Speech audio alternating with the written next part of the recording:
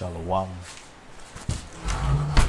giving all praises unto Yahweh, Basham, Yahushai, Bashem Kakadash, giving double honors to the apostles and elders of great millstone who taught me this truth, and Shalom unto the elect. And Yahweh is the name of the Heavenly Father, whom the world ignorantly calls God, and Yahushai is whom the world ignorantly calls Jesus Christ. And I go into today's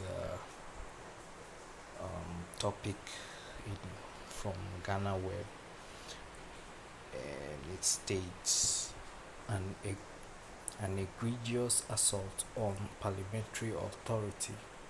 Minority reacts to verbal attack on Anodompre.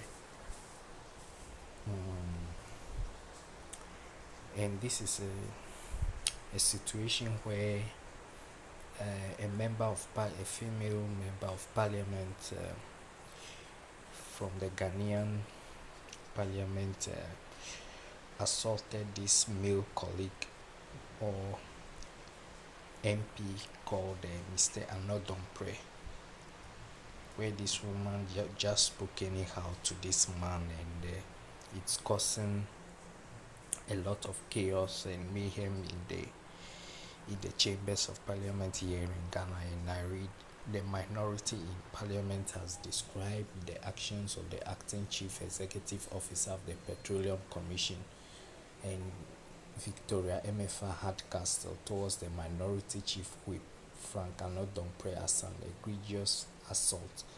The thing is, this woman recently has been elevated as the executive officer of the Petroleum Commission in Ghana, and you could see that clearly see that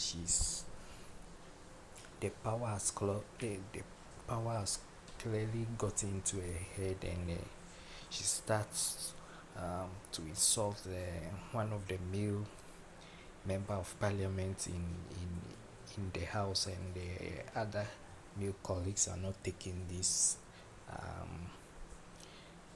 easily at all, and they are very upset that a woman would just talk anyhow to the man, and continuing deeming the altercation between the two as an attack on the leadership of the minority caucus in parliament. They said that her actions also represent an attack on the dignity of parliament. The minority caucus unequivocally condemns the reprehensible and contemptuous conduct exhibited by Miss Victoria MFA Hardcastle, acting chief executive officer of the Petroleum Commission, against the leadership of parliament. Her behavior on Tuesday, 28th January 2025 represents one of the most flagrant attacks on parliamentary dignity in recent memory, and demands an appropriately stern response from the House.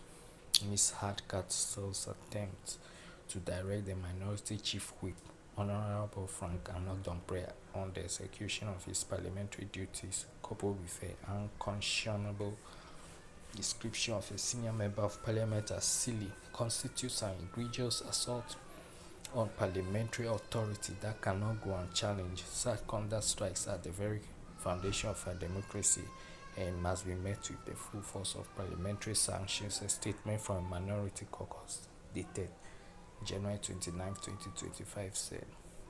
A statement signed by Minority Leader Alexander Kwamina Apenyumakin added that the decision by Alba Bagbin, Speaker of Parliament, to personally listen and get to the root of the matter tells of the gravity of what happened.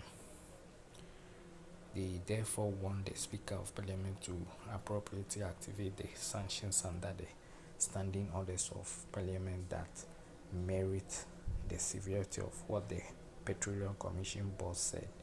We expect that the appropriate sanctions under our standing orders, including fines, imprisonment, restriction from parliamentary precincts, and mandatory public apology,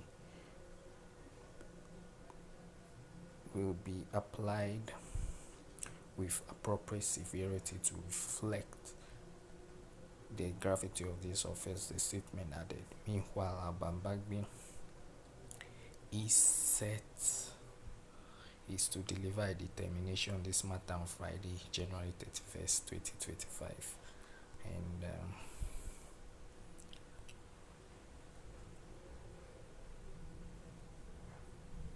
And in response,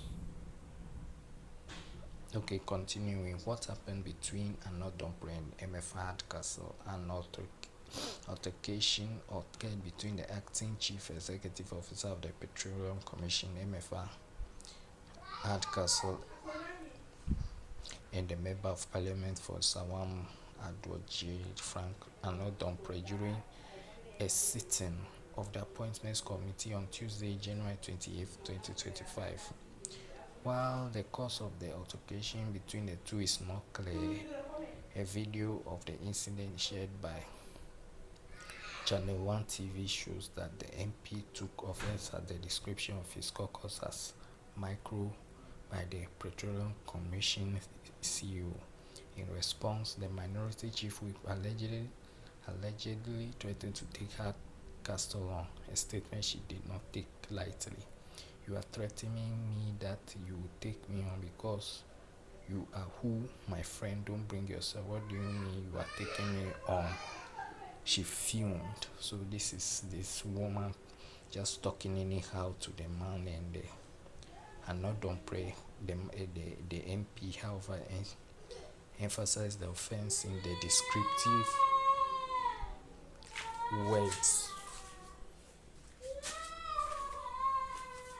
used by the acting CEO to describe his caucus.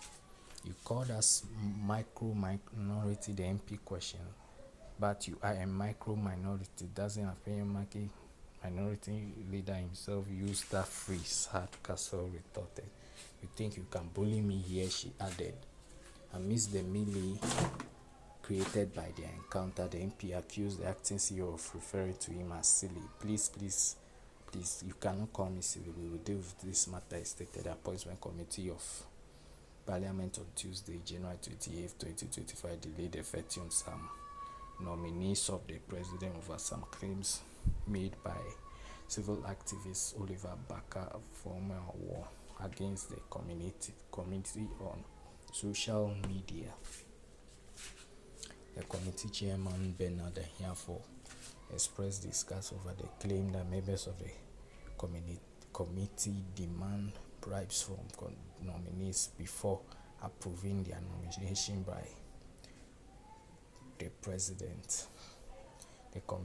The committee chairman has directed the secretary of the committee to issue a summons to the activists to appear before the committee on Wednesday, January 29, 2025.